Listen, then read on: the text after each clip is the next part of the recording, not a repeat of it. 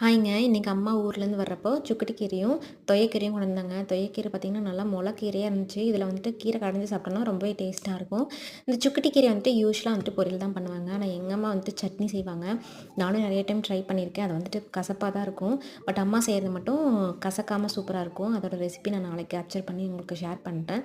அப்புறம் வெஜிடபிள்ஸ் எல்லாம் வாங்கிட்டு வந்ததெல்லாம் எடுத்து வச்சுட்டு, நைட்டுக்கு வந்துட்டு அடை தோசை தான் செஞ்சிருந்தேன். இந்த தோசை செய்யறக்கு ஒரு 1/4 கப் அளவுக்கு கருப்புளுந்து எடுத்திருக்கேன். 1/4 கப் அளவுக்கு துவரம் பருப்பு, 1/4 கப் அளவுக்கு பாசிப்பயிறு, அப்புறம் ஒரு 1/4 கப் வந்துட்டு வெள்ள சுண்டல். கூடவே 1 டம்ளர் அளவுக்கு இட்லி அரிசியும் ஆட் பண்ணி 3 மணி நேரம் ஊற வச்சு எடுத்துக்கிட்டேன். உளுந்து வந்துட்டு நீங்கள் பொட்டோடவே போட்டுக்கலாம், ஒன்றும் தப்பில்ல. ஒரு கைப்பிடி அளவுக்கு மட்டும் இந்த பருப்பை போட்டுட்டு 2 வரமிளகா, கொஞ்சமாக சீரகம், கொஞ்சமாக கருவேப்பிலை இதை போட்டு ஃபஸ்ட்டு லைட்டாக அரைச்சி எடுத்துக்கோங்க. அதுக்கப்புறம் மீதி இருக்கிற பருப்பும் போட்டு 3/4 அரைச்சதுக்கப்புறம் ஒரு 10 பல்லு சின்ன வெங்காயம் போட்டு நல்லா அரைச்சி எடுத்துக்கோங்க. அதுக்கப்புறம் தோசை ஊற்றிங்கன்னா அடை தோசை சூப்பராக இருக்கும். தேங்காய் சட்னி கூட வச்சு சாப்பிட்டா இன்னுமே சூப்பராக இருக்கும்.